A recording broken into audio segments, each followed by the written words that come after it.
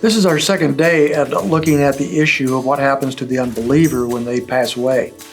And we saw yesterday a number of false views not found in Scripture concerning the destiny of the unbeliever. Today I want to look at some of the key words that are used for the afterlife. So we'll start with the word Sheol. This is a word that's found in the Hebrew in the Old Testament, and it's all over the Old Testament. We could go to any number of passages, but the word basically means the grave or a synonym for death. So when we talk about people going to Sheol, it's more of a physical thing. It's a death. It's a grave. It doesn't give us a lot of insight into where that person is after death, so we don't have a lot of information there.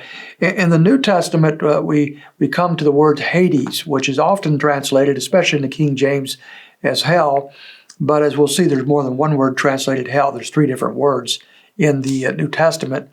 So we want to distinguish them. But Hades is found in places such as Luke chapter 16 and verse 22, which is one of the most expansive passages in the New Testament concerning the issue of hell or Hades. Let me read verse 22 for us. Now it happened that the poor man died, and he was carried away by the angels to Abraham's bosom. And the rich man also died and was buried. And in Hades he lifted up his eyes, being in torment, and saw Abraham far away and Lazarus in his bosom. Of the number of places in the New Testament that uses the word Hades, often it's a synonym for Sheol. It is just the place of the grave, the place of death.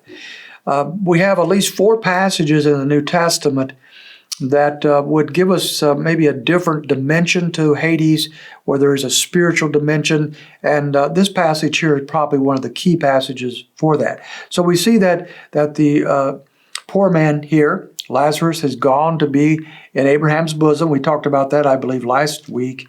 But we have the rich man here who has gone to Hades. And in Hades, he's in torment, and he sees Abraham far away and Lazarus in his bosom. So the Old Testament understanding seemed to be there was a place called Hades, or that would have 2 compartments, the paradise or Abraham's bosom, where the believers went, and then now eventually Hades, where the unbelievers went to. And if so, we find that is a place of judgment. He is tormented here. But we have to remember that at this point, the rich man's body is still in the grave. So whatever's going on here, he is not physically in Hades. Spiritually, he apparently is, and he's under judgment and under torment. This would say it's not a physical fire. We'll look at that later in the week, but it is a metaphorical picture of the judgment that God is bringing upon his soul of one who rejected Christ. And so that's the word Hades, which has the same connotation as Sheol, the grave, but also seems to add another dimension of a spiritual punishment as well. In Mark chapter 9, verse 43, we come into our next word, and that is Gehenna. It's found 12 times in the Scriptures.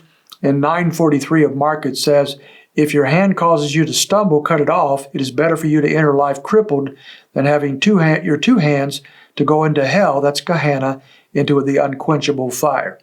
So Gehenna is another word, and it's translated hell, even here in the New American Standard.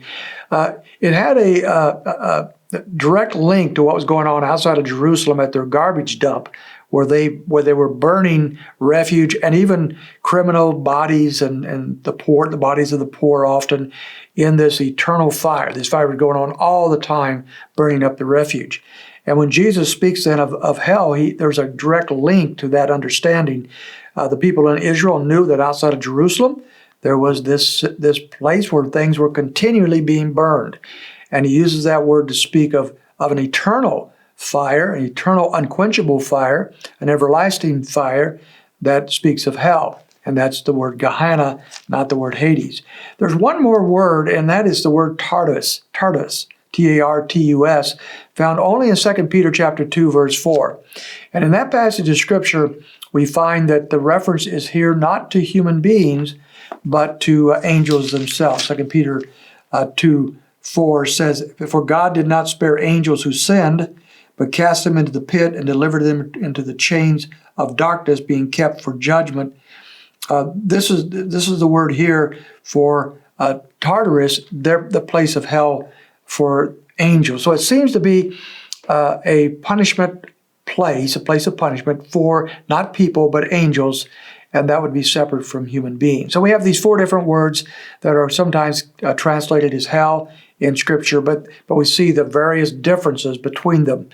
And as we think further on that, we'll have to think about how that all fits together in the eternal destiny of the unbeliever.